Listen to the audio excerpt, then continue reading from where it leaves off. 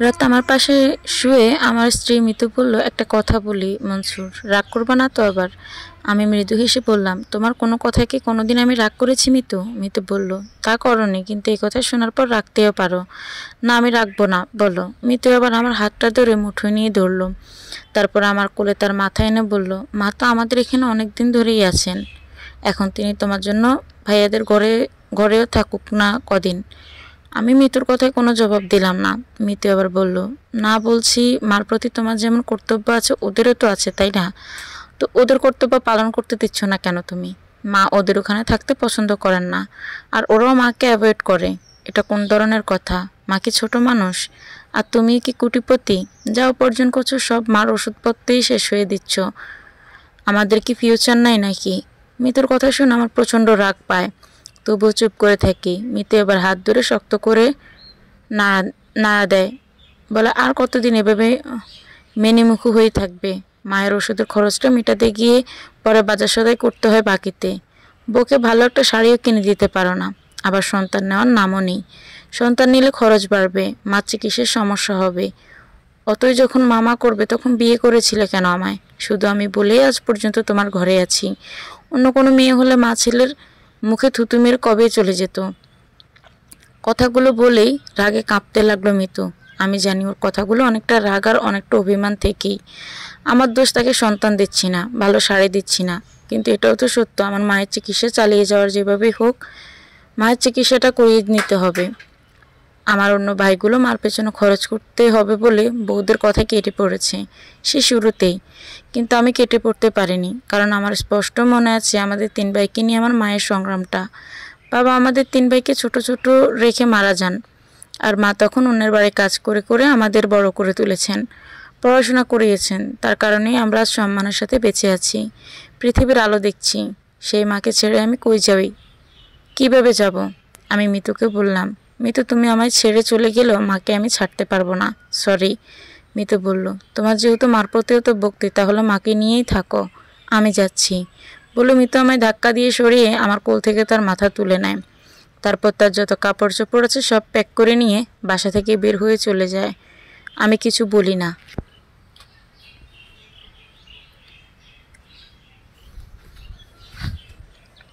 চুপ হয়ে শুধু দেখে যাচ্ছি।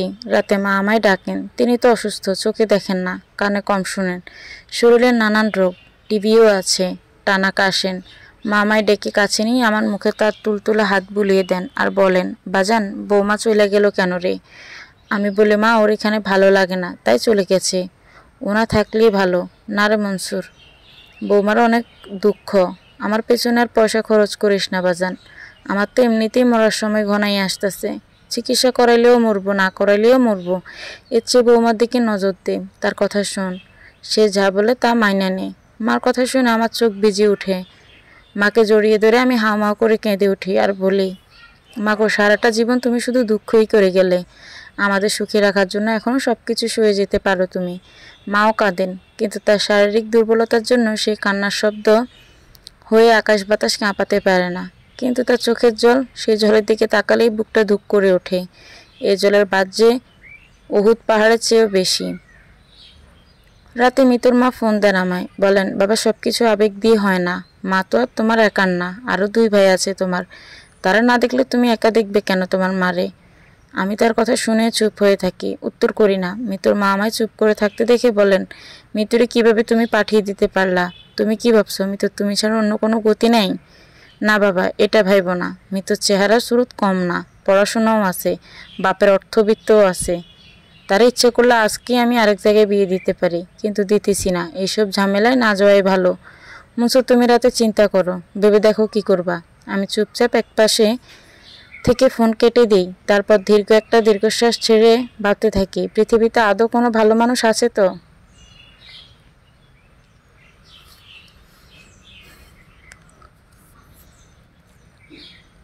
সারা রাত আমার ঘুম হয় না, জলে জলে চোখ কেমন ঝাপসা হয়ে আসে। বারংবার কেবল মনে হতে থাকে মায়ের সেই সংগ্রামের কথা। আমার ছোট ভাই ইস্তিয়াক যখন 5 বছরের মানুষ, ইস্তিয়াকের পেটে ব্যথা শুরু হয়েছে গভীর রাতে, ব্যথায় সে চিৎকার করে কাঁদছে। আম্মা তখন ভীষণ বিপদে পড়েছেন। এই অত রাতে আমায় ঘুম থেকে ডেকে তুললেন তিনি। তারপর বললেন, মনসুর, তুই হারিকেন লইয়া আমার আগে আগে হাঁটবি, আর আমি সেই আলোতে ইশতিয়াকরে কোলে লইয়া হাঁটবো। আমার মা সেদিন হাঁটতে হাঁটতে 3 মাইল পথ পাড়ি দিয়ে বাজারে গেলেন, কিন্তু কোনো দোকান তখন আর খোলা নেই। বাজারের পাহারাদারের কাছে গেলেন ডাক্তারের বাড়ির ঠিকানা জোগাড় করতে। সে ডাক্তার বলল, আসেন, আপনারা আমি লইয়া যাই। আম্মা সরল মনে বললেন, আচ্ছা।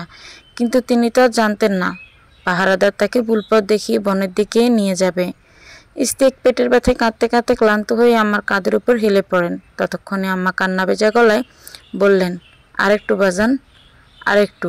ঠিক এই সময় আমার হাত থেকে হারিকেনটা নিয়ে কোনো একটা গাছের সাথে আঘাত করে সে হারিকেন ভেঙে ফেলল পাহারাদার। তারপর দেখি চারিদিকে গুটগুটে আঁধার। সে আঁধারে শুধু আমার মায়ের তীব্র আর্তনাদ শুনতে পেলাম। 8 বছর বয়সী ছেলে আমি, না বুঝলেও অনেক কিছুই বুঝি।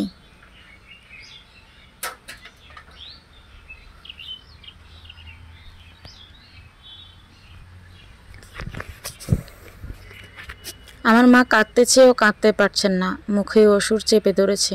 আমি কি করব কিছুই বুঝতে পারছি না। কিন্তু আমার কিছু করার আগে আম্মা ওই অসুরটার কাছ থেকে কীভাবে যেন ছুটে গেলেন।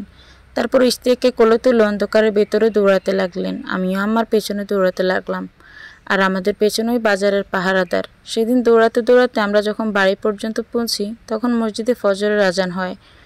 আমার চোখে তখন রাজ্যের ঘুম। আমি ঘুমিয়ে যাই, কিন্তু আম্মা ঘুমান না। ক্লান্ত ইশতিয়াককে কোলে নিয়ে আবার বাজারে যান, ডাক্তার দেখান, তারপর ফিরে আসেন বাড়িতে। ইশতিয়াকের পেটের ব্যথা কমার আগে ঘুম তো দূরের কথা, এক ফোঁটা জল পর্যন্ত আম্মা ছুঁয়ে দেখেননি। সেই জন্মদাত্রী মাকে আমি কি করে ভুলে যেতে পারি?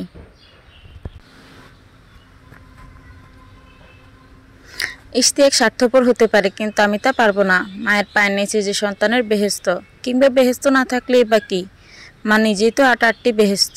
সকালবেলা বিছানা ছেড়ে উঠে চুলোতে গিয়ে ভাত চড়াই, তরকারি কুটি নিজেই রান্না করি। তারপর আমার কাছে প্লেট ভর্তি ভাত তরকারি নিয়ে যাই। ভাত মাখিয়ে আমার মুখে তুলে দেই। আমার মুখে ভাত নিয়ে চোখ মুছেন। তারপর ভেজা গলায় বলেন, মনসুর, বউরে ফিরে আন বাপ। আমি আস্তে করে বলি, আম্মা ও নিজেই আসবে একদিন, শুধু মিতু না, আপনার ছোট ছেলে ইশতিয়াক আর তার স্ত্রী ফিরে আসবে। আম্মা আমার মুখের দিকে তাকান, কিছুই বোধহয় বুঝতে পারেন না তিনি। আম্মাকে খাইয়ে দাইয়ে আমি বাথরুমে গিয়ে ফ্রেশ হয়ে আসি। তারপর অফিস যাই। অফিস যাওয়ার পথে মিতুর মা ফোন করে আবার। আমি রিসিভ করি। মিতুর মা বলেন, কিছু ভেবেছো বাবা? জি ভেবেছি। কি ভেবেছো? আমার মাকে যদি মিতু টলারেট করতে না পারে তবে কেবল আমি তাকে ফিরে আসতে বলবো, অন্যথায় তার না আসাই ভালো।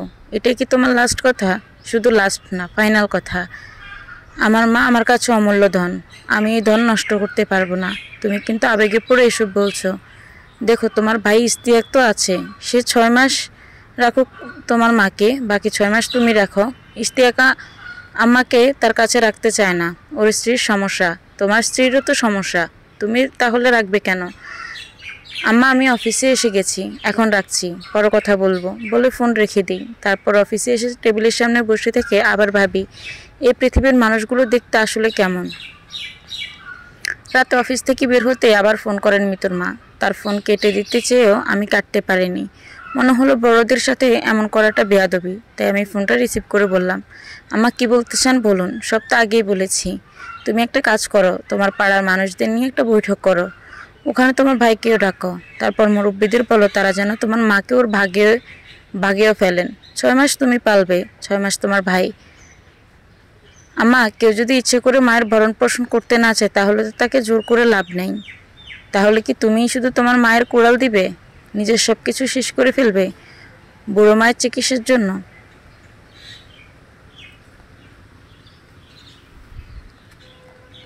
মিতুর মায়ের কথা শুনে আমার ভীষণ রাগ পায়, তবুও আমি হাসি, ব্যঙ্গাত্মক হাসি দিয়ে বলি, আম্মা কি বোকা আপনি। নিজের বেহেস্ত অর্জনের জন্য যে মানুষ তার ধন সম্পদ খরচ করে সে কি নিজের পায়ে কুড়াল দেয় না সফলতা অর্জন করে? ওপাশ থেকে মিতুর মা খানিক সময় চুপ থাকেন, তারপর বলেন, বুঝেছি, তোমার বলে আর লাভ নেই। এখান থেকে তুমি তোমার পথ দেখবে, আর মিতু মিতুর পথ। ভুলেও কিন্তু তুমি মিতু কিংবা আমার নাম্বারে ফোন দেওয়ার চেষ্টা করবে না। আমি বললাম, ঠিক আছে। কিন্তু মাঝরাতে আবার ফোন দেয় মিতু, বলে, সংসারটা নষ্ট করে দিচ্ছ তুমি।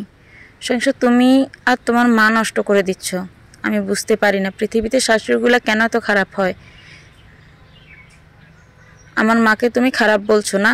শুধু খারাপ বলছি না, আরও বলবো, তোমার মা একটা ডাইনি। মতো সব শয়তানি বুদ্ধি দিয়ে বেড়ায় মেয়ে আর মেয়ের জামাইকে। আমি তোমার জিহ্বা ছিঁড়ে ফেলবো টান দিয়ে। আমি হাসি, হেসে বলি, ডাইনির ঘর থেকে ডাইনিই হয়। ডাইনিরা জিহ্বা কেন, মানুষের গলাও কাটতে পারে। তুমি কিন্তু বেশি কথা বলছো। বেশি কথা আমি বলছি না, তোমরা বলছো। তোমাদের ফোনের যন্ত্রণায় আমি অতিষ্ঠ। মিতু বলে, ঠিক আছে, এই ফোন কাটছি।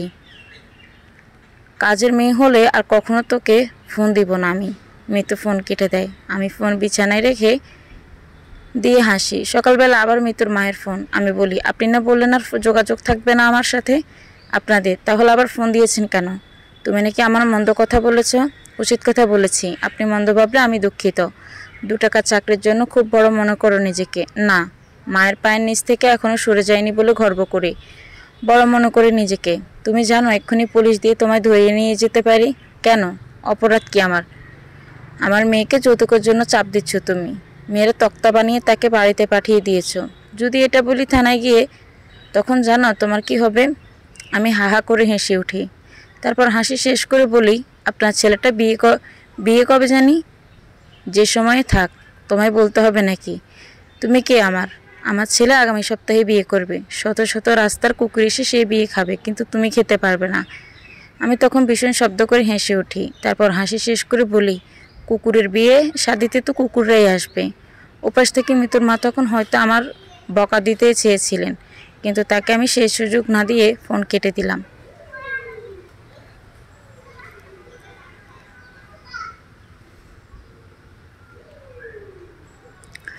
দিন কেটে গেল। এখন আর খারাপ লাগে না। মনে হয় এসব ছোট মনের মানুষের সাথে থাকার চেয়ে একা থাকাই ভালো। একা থেকে মায়ের সেবায় নিবিষ্ট হলাম। আপন মনে মার সেবা করলাম, এটাই তো আমার পুণ্যের পথ। এসব কিছু ভাবছিলাম অফিসে বসে থেকে, তখন হঠাৎ আমার ডিপার্টমেন্টের দপ্তরে এসে বলল, আপনার সাথে একজন দেখা করতে এসেছে। আমি অবাক হয়ে বললাম, কে সে? নাম কি তার? দপ্তরে ব্যস্ত পায়ে চলে যেতে যেতে বলল, স্যার আপনি দেখা করলেই চিনবেন। আপনার সাথে নাকি তার জরুরি দেখা করার প্রয়োজন। আমি আরও অবাক হলাম। সাধারণত কেউ আমার সাথে অফিসে দেখা করতে আসে না, তবে কে এলো হঠাৎ আমার সাথে দেখা করতে? আর তার জরুরি কাজটাই বা কি আমার সাথে? ইস্তিয়াক এসেছে আমার সাথে দেখা করতে। কতদিন পর ইস্তিয়াককে আমি দেখেছি। আরও 3 বছর আগে সে তার স্ত্রীকে নিয়ে বাসা ছেড়ে চলে গিয়েছিল তার শ্বশুর বাড়িতে। এখানে থাকবে না। আমাকে নাকি তার স্ত্রী সহ্য হতো না, তাই সে চলে গিয়েছিল। তারপর আর যোগাযোগ নিয়ে আমার সাথে, এমনকি ফোন নাম্বারটাও চেঞ্জ করে ফেলেছিল ও। আমায় দেখে ইস্তিয়াক চেয়ার থেকে উঠে আমায় জড়িয়ে ধরে হাউমাউ করে কেঁদে উঠল। আমি অবাক হয়ে বললাম, কিরে কি হয়েছে ইস্তিয়াক? এমন করছিস কেন? ইস্তিয়াক কাঁদতে কাঁদতে বলল, বিন্দুর ক্যান্সার হয়ে গেছে। আমি চমকে উঠে কাঁপা কাঁপা গলায় বললাম, কি বললি ইস্তিয়াক? বিন্দুর কি হয়েছে? ভাইয়া, বিন্দুকে বাঁচাতে হলে অনেক টাকার প্রয়োজন। বিন্দুর মা কিছুদিন চিকিৎসা করিয়েছে। এখন তার ভাইয়েরা তার মাকে নিষেধ করে দিয়েছে আর যেন টাকা না খরচ করে বিন্দুর পিছনে। ওর বড় ভাই বলেছে বোন বিয়ে দিয়ে দিয়েছি, এখন তো তাকে চিকিৎসা লালন পালনের দায়িত্ব আমাদের না।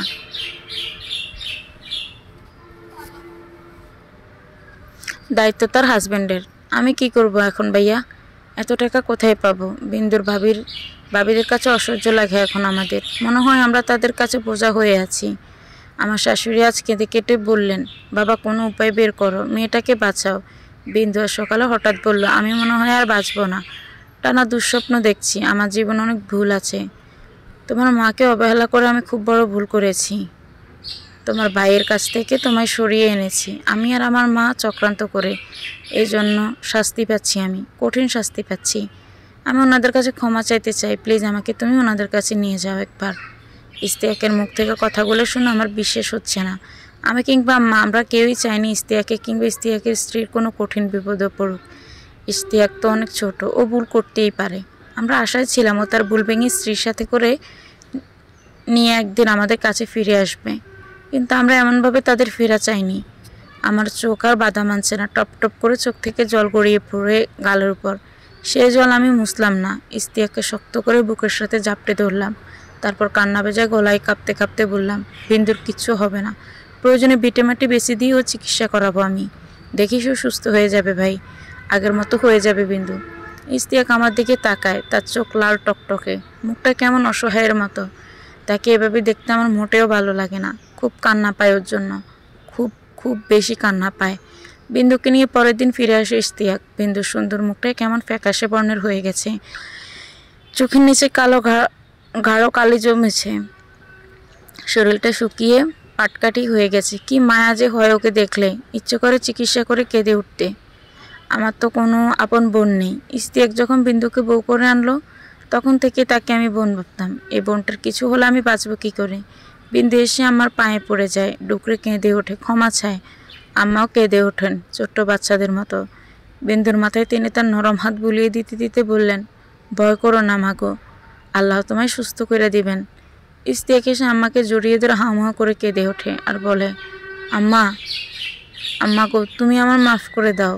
আম্মা তার বেজা গলায় বললেন, বাজান তুই ফিরে আসছস, এটাই আমগুলাইগে অনেক। তোর উপরে আমার কোনো রাগ গোশ নাই। তারপর বিন্দু আমার কাছে এসে মাপ চায়। আমি ওর মাথায় তখন হাত বুলিয়ে দিই আর শান্ত গলায় বলি, তোকে আমি সুস্থ করে তুলব বিন্দু, প্রয়োজনে সব কিছু শেষ করে দিব, তবুও তোকে সুস্থ করে তুলব। বিন্দু সুস্থ হতে পারেনি আর। বাড়ি জমি বিটে মাটি কিছুই বিক্রি করার প্রয়োজন হয়নি। আমাদের বাড়িতে ফিরে আসার মাত্র দুদিন পরে রাতে হঠাৎ করে তার অসুখ বেড়ে যায়। আমি দ্রুত অ্যাম্বুলেন্স ডাকি, কিন্তু অ্যাম্বুলেন্সে এসে পৌঁছানোর আগে পৃথিবীর মায়া ছেড়ে চলে যায় বিন্দু। ইশতিয়াক কাঁদে, আমিও কাঁদি, আম্মা কাঁদে, চিকিৎসা করে আমরা কাঁদি। আমাদের কান্নার শব্দ আকাশ থেকে প্রতিধ্বনি হয়ে ফিরে আসে। আমরা সেই প্রতিধ্বনি শুনে আরও জোরে জোরে কাঁদতে থাকি। 1 বছর পরের কথা। মিতুর সাথে আমার কোনো যোগাযোগ নেই, কিন্তু হঠাৎ এক রাত এসে ফোন করে আমার নাম্বারে। গভীর রাতে আমি ঘুম ভেঙে উঠে ওর নাম্বার দেখে ভীষণভাবে চমকে উঠি। তারপর তাড়াহুড়ো করে রিসিভ করতে ওপাশ থেকে কান্নার আওয়াজ পাই। আমি জিজ্ঞেস করি, কি হলো মিতু, কি হয়েছে তোমার? মিতু কান্না ভেজা গলায় বলে, আজকে ভাইয়া আমাকে আর মাকে বাসা থেকে বের করে দিয়েছে। ভাইয়া এখন বাবির কথায় সব করছে। শুরুতে বাবি খুব ভালো ছিল, কিন্তু এখন তার আসল রূপ দেখাচ্ছে। ওর কথা শুনে আমার খুব দুঃখ হলো। আমি সৌম্য গলায় বললাম, মিতু তোমরা এখন কোথায় আছো? আমাদের চাচার বাসায়। টেনশন করো না, আগামীকাল আমি এসে তোমাদের নিয়ে যাব। পরের দিন সকালবেলা আম্মার কাছে বলে মিতুকে আনতে গেলাম। মিতু আমায় দেখে আমায় জড়িয়ে ধরে কাঁদতে কাঁদতে বলল, মা আমায় মাফ করবেন তো? আমি হেসে বললাম, মায়েরা কখনো রাগ করে থাকতে পারে না। তারপর আমি মিতুর মাকে বললাম, আম্মা আপনি দ্রুত রেডি হন। মিতুর মা চমকে উঠে বলল, আমি কেন রেডি হব বাবা? কারণ আপনিও আমাদের বাড়িতে যাবেন, এখন থেকে আপনি আমাদের বাড়িতেই থাকবেন। মিতুর মা আমার এই কথাই শুনে হাউমাউ করে কেঁদে উঠলেন। কাঁদতে কাঁদতে তিনি বললেন, বাবা আমায় মাফ করে দাও তুমি। আসলে স্বার্থপর হয়ে কেউ কখনো ভালো থাকতে পারে না। তুমি আমার চোখ খুলে দিয়েছো। আমি এতদিন ভুলের ভেতর ছিলাম। মিতুর মায়ের কথা শুনে আমি তাকালাম তার দিকে। তারপর মিতুর মুখের দিকে, তারপর মনে পড়ে আরও অনেকগুলো মুখ কল্পনা করলাম, আমার আম্মার, ইশতিয়াক আর বিন্দুর। তারপর মনে মনে বললাম, আসলে মানুষ দেখতে কেমন?